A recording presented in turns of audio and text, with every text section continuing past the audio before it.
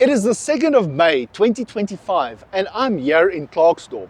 And this road passing by here is Buffelsdoorn. It's one of the main arteries of the town's residential area, going up to Doorncrane on that side and going down to Flamwood area in that direction.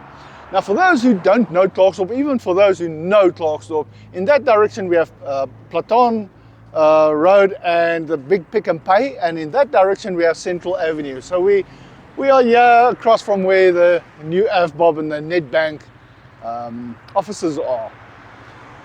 And the problem here is sewage running down the road, which is not an uncommon problem in many municipal areas. It's unfortunately becoming more common due to poor maintenance, old, dilapidated infrastructure.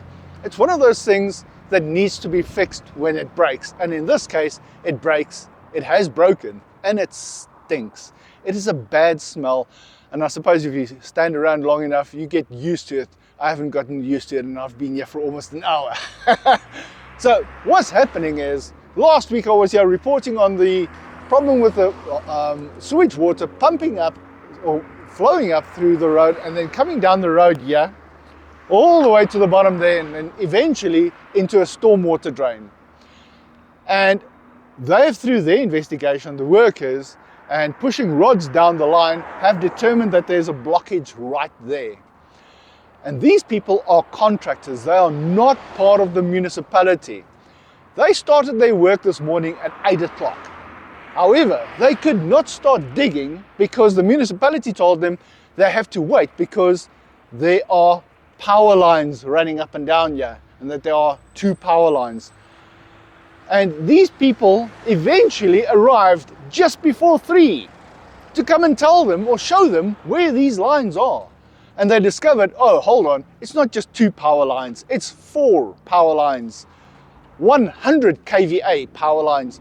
2 on this side, nearest the sidewalk, and 2 on the inside, nearest the middle of where the trees are. So now our contractors have 4 power lines to contend with that they have to dig through. And they can't use the back actor. They have to use people and manual labor. They have to use manual labor digging a ditch to try and discover where the power lines are. And they've literally just started clearing the area. Now, let's hope that they do not damage the line as they go down. This team has had enough experience and they know that things can go wrong. They're trying to work carefully. They don't want to cause damage to a 100 kVA line that the municipality cannot exactly show them where it is or how deep it is.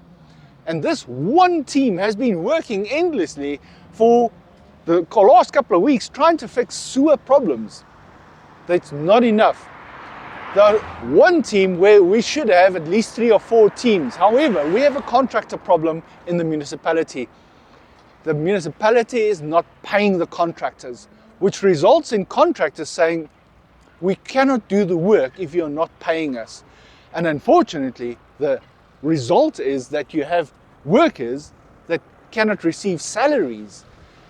Those people who do not work for the municipality, they work for a subcontractor, a contractor who needs to continue paying his workers for 7 months continuously while the municipality does not pay the invoices.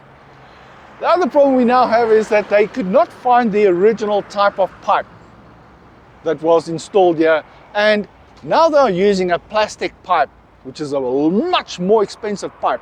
The original pipe installed here would cost about 1,500 Rand a section, and 2 sections would then be around 3,000 Rand, and they just turn into each other.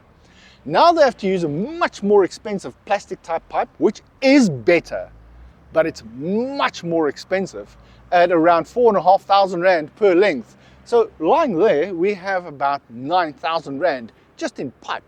Plus they have to be clamped. The clamps alone are around 2,000 Rand a clamp. They're possibly going to use 3 of those clamps, ending in another 6,000 Rand.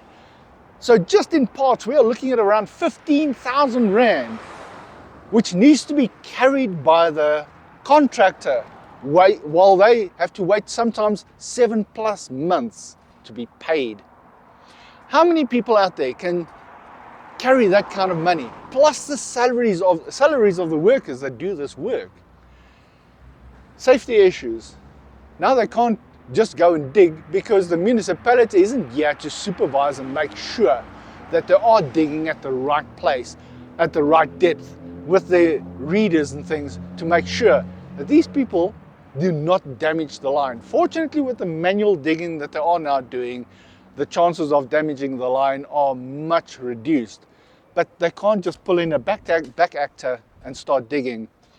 But let's hope that this group of people get the problem sorted out pretty soon, because it's a terrible smell in this area.